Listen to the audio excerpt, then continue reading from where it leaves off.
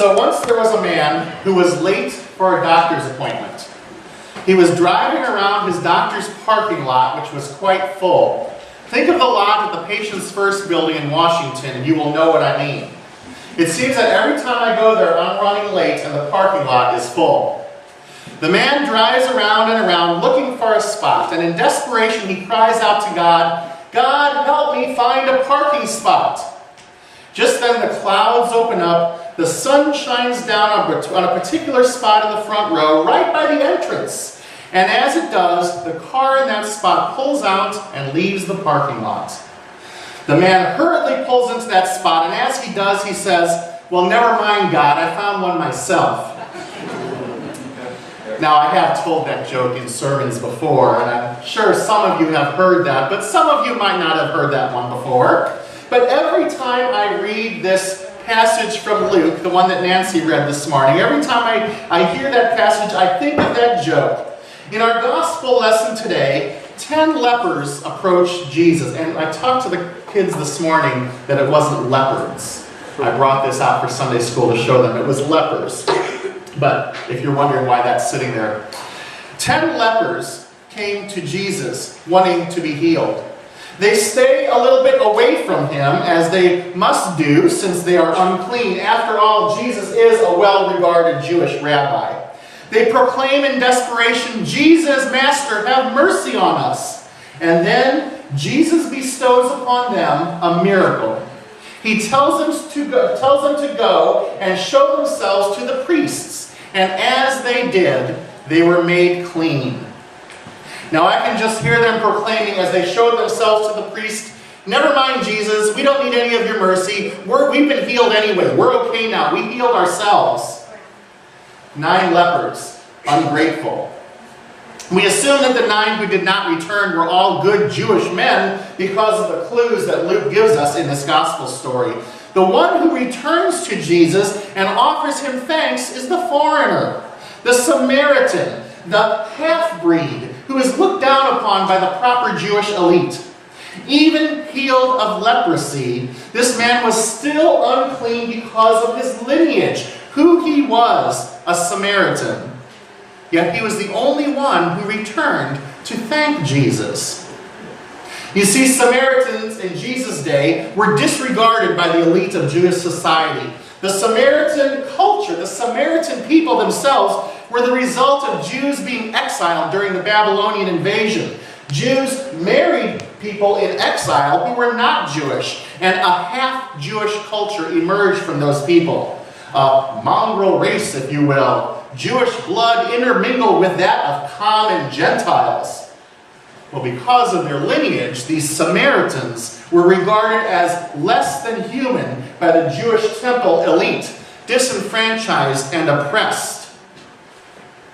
And yet, this Samaritan, this disenfranchised Samaritan, this foreigner, was the only one who returned to thank Jesus for what he had done. Jesus opened his heart and bestowed mercy on 10 hurting souls, and only one foreigner, only the Samaritan, returned to give Jesus thanks. Jesus' ministry was, in large part, received wholly by people such as this. People who were disregarded by others in society. This story doesn't stand alone with the comfortable and accepted members of society disregarding Jesus and the disenfranchised understanding and getting it. Jesus just loved all those outcasts, the ones the world loved to hate. He called tax collectors to follow him. He had dinner with sinners, and he affirmed the inherent worth of some pretty disreputable women. He lifted up the widow and the children who had no place of honor in Jewish society, and he even had dealings with demons and the dead. In Jesus' parables, the person whose intrinsic worth is affirmed most often is the powerless.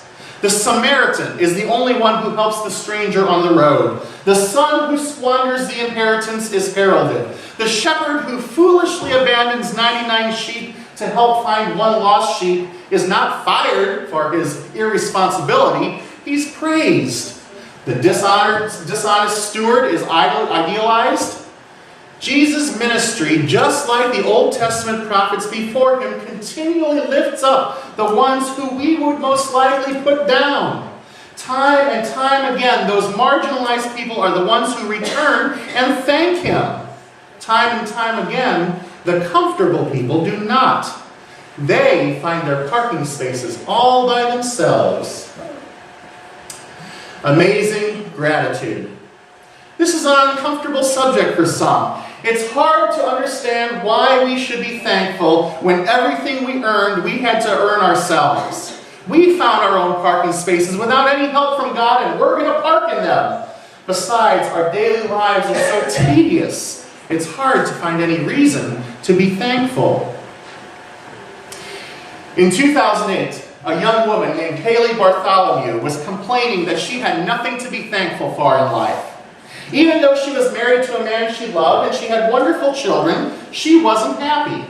She didn't have what she wanted in life. Something was missing, and she was about to look outside her marriage for happiness.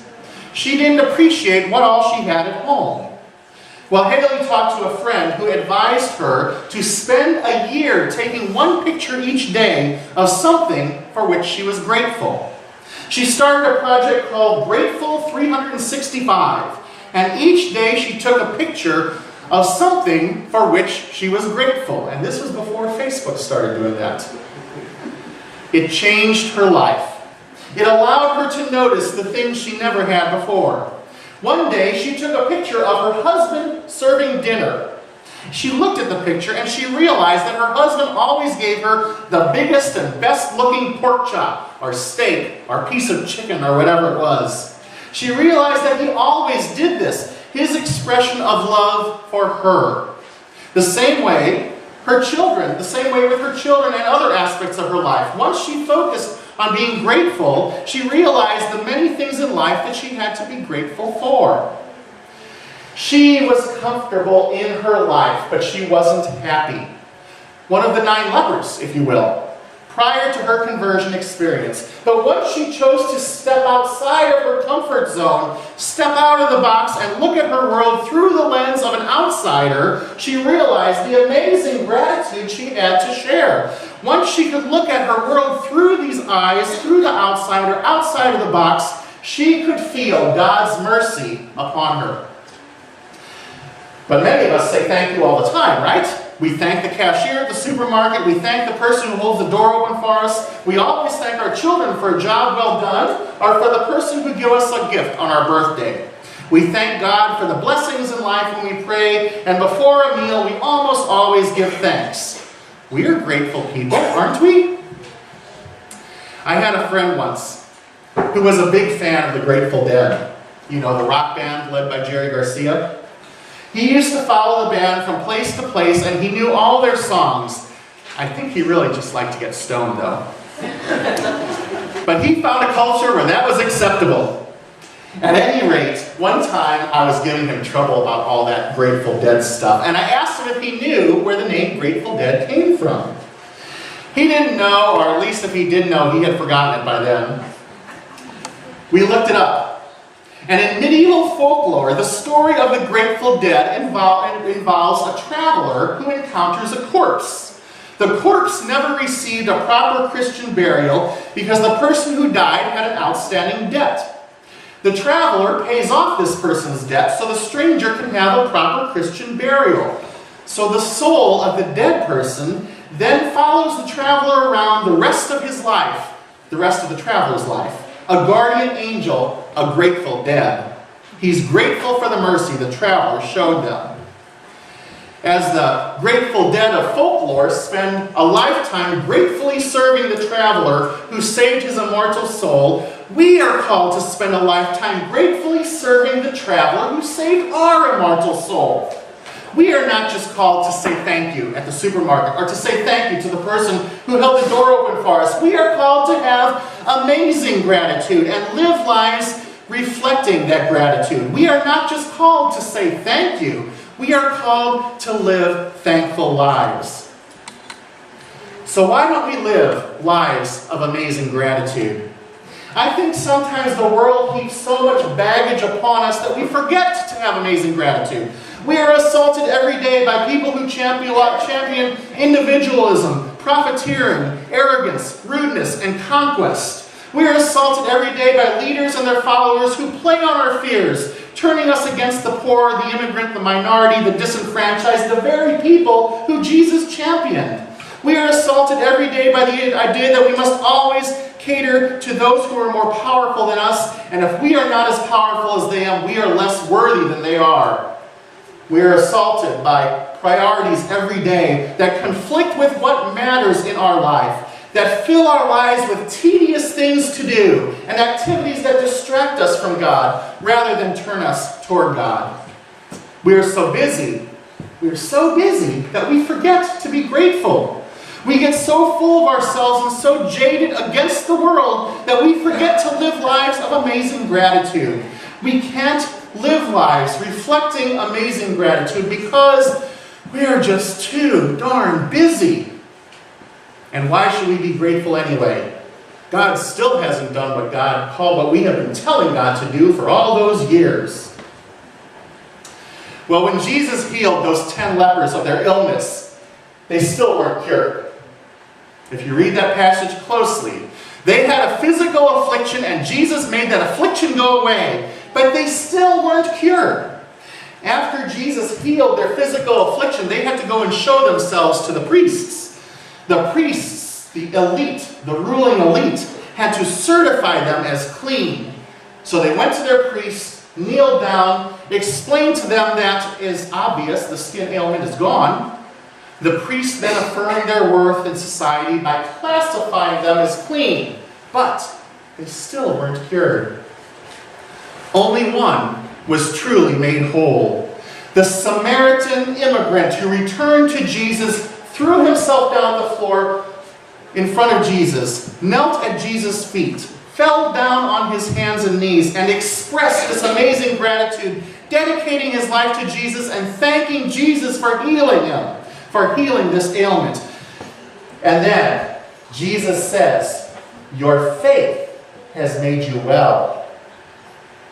Only then was he truly whole. The other 9, sure, they were healed of their disease. They were affirmed by the powerful elite in their society as proper once more. They could hang out at the proper clubs and what have you, but they still were not well. They still didn't get it. They still did not choose eternal living as Jesus was offering to them. Only one chose eternal living. Only one chose to live amazing gratitude. Only one life was made well. The one who had faith enough to live a life reflecting amazing gratitude. Each summer, our confirmation students take a trip to visit places of worship. We visit a Greek Orthodox church, a Catholic cathedral, basilica, the Buddhist temple, and a Jewish synagogue. And I'm always impressed by the dedication these people of faith have for their particular expressions of faith. Of particular admiration to me are the Jewish people and their Jewish faith. They have structured their entire lives around being grateful to God. Their Jewish festivals are not about commercialism and greed. They're about living lives of amazing gratitude. Their weekly life and activity is ordered around the Sabbath day, a time each week dedicated to showing gratitude to God. Not just at the synagogue when they worship in the morning or in the evening, but all day long. The psalm that Nancy read, the first one that she read there, is a reflection of that gratitude. The psalm tells us about the story from Exodus, God delivering God's people out of Egypt. Now that psalm that Nancy read was probably written about 500 years after God delivered the people out of Egypt. But the psalmist and his contemporaries are still expressing thanks for that act. And even today, 3,000 years after God delivered them out of Egypt, the Jewish people are still thanking God for that event. That's what the Passover meal is all about. It's a meal of thanksgiving, thanking God for God's saving grace. It's an expression of amazing gratitude. Jesus tells us everything we need to know about eternal living. And he died for us so that we may have this knowledge ourselves. He taught us to live humbly, not thinking we are better than other people. He taught us to help the foreigner, the alien in our land. He taught us to love the stranger, the widow, the orphan, and live our lives serving them. For by serving them, we are serving Jesus. He taught us to put aside arrogance, pride, and boastfulness, because arrogance, pride, and boastfulness are the enemy of Christian community. He taught us to put aside fear, not bring up irrational fears against God's children because we don't share the same heritage, skin color, or religious heritage that they do. And Jesus taught us all these things 2,000 years ago and died for us because he was so passionate about the wisdom he had to share. For 2,000 years as a whole, we haven't always listened so well. Jesus died for us. He's calling us to live for him. Not for the distractions and the tedium of our lives, but for him. Amazing gratitude, our lives for Christ. Amen.